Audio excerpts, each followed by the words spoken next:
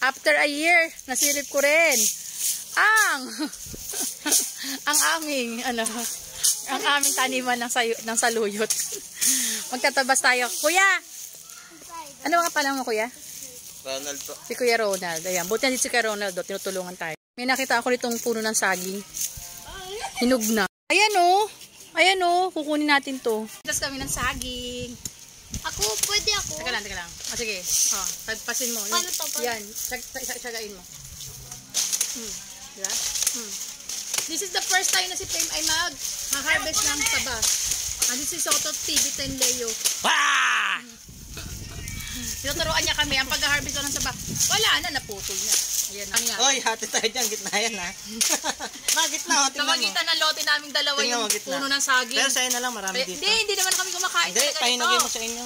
Ano ka ba? Hindi kasi kami mahilig sa saba kasi nag-diet kami. Yan. Ang galing ko, diba? Naka-harvest ako ng saba. Anak, nalitikman mo. Pal sa video. Ayoko tikman. Ay, ang galing namin ni Fame. Fame, ito na, naka-harvest kami ng saba. Ayoko. Tikman natin, ang hirap-hirap magputol ng saba eh. Dali. Tingnan nyo. Diba, tumataba na kami dalawang Joey din. Kasi kain kami ng farm.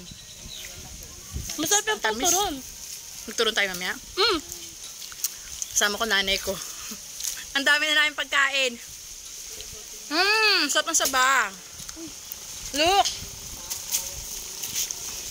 Ang dami ko iuwi saba ngayon. Siguro mga limang buwig.